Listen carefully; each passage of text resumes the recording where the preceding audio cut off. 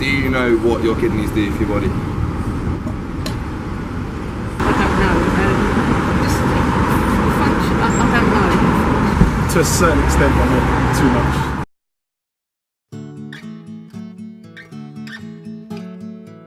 Everybody knows that some organs in the human body are necessary for survival. You need your brain, your heart, your lungs. But everyone seems to forget about the kidneys. Even though you won't find a Valentine's Day card with a kidney on the cover, the kidneys are every bit as important as the heart. So the main job of the kidneys is to basically filter, to cleanse the blood. It gets all the bad stuff out of the blood, so it keeps all the good stuff and then filters out all the bad stuff through the urine.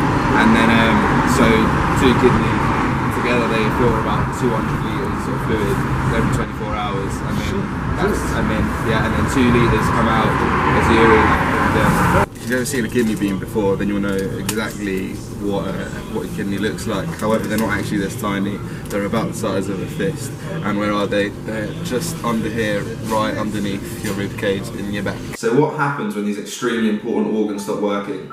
Unfortunately, my family and I know all too well what happens. So when Dad was a teenager, that's when he first started experiencing kidney problems, and which eventually led to him needing a transplant. That's correct. And then what happened? My amazing ear stepped up to the plate, and what happened? Not so amazing. Yeah, we knew he needed a transplant, so I knew I would be a good match. So didn't even think twice about it. Of course not. Why would I? Obviously, you donated a kidney 27 years ago now, and my ear is probably the healthiest and most active lady that I know.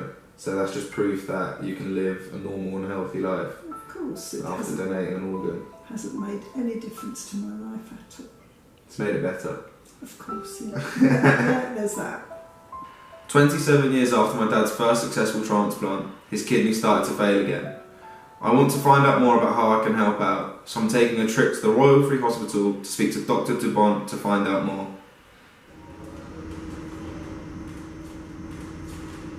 For those who are lucky enough to have a suitable living donor, of course they can have their transplant straight away, and often they can have their transplant before they reach dialysis. And that's much better for the lifestyle of the patient. Don't have to go to dialysis 3 days a week, and for their long-term health, and indeed for their life expectancy. So I think that's one of the key reasons why living donation is so important, to stop large numbers of people having to go on to dialysis where they could receive a transplant. So I went to the hospital. I spoke to the nurse there, and we did a few initial tests to see if I'm a match for my dad. So they had to take a blood test, took a urine test as well, to see if we would be a compatible match for me to be a donor for him. And those test results came back, and I was a good match for him. So now after that, I had to go in for a whole day of testing to make sure that I was in good condition, my kidneys were working well, all my other organs were working well, so I was fit enough to be a donor. I know it's amazing news. So yeah, it looks like I'm going to be donating a kidney to my dad, which is pretty exciting. So you're put to sleep, you're turned on your side, and if we're operating on your left side, you'll be turned on, so your left side is uppermost, and we'll put you into a position, and essentially we'll stick in some instruments to do it the keyhole method, and we'll dissect and separate the kidney from the front, the side and the back. So we'll take the kidney out through a small cut in the bikini line, just above the pubic bone. It's a horizontal line which measures about 7 centimetres, and that's taken out, and then that's obviously cooled down on the bench, ready to transplant into your father. The surgeon explained what procedures would happen, lots of cuts everywhere.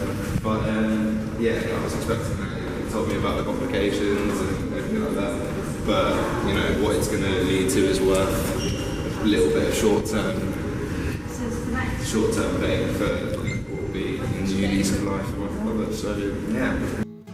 So I'm just getting ready to leave for the hospital. It's the day of the transplant.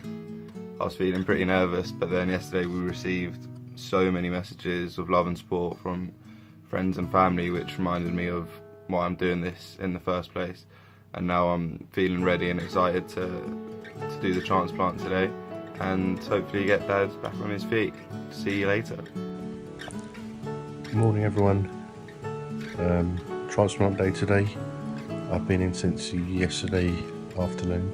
Xenga's come in this morning. In fact, he's just popped in to say hello, and he's gone down to another ward for now.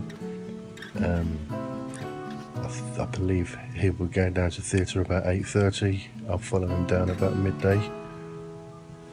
Fingers crossed.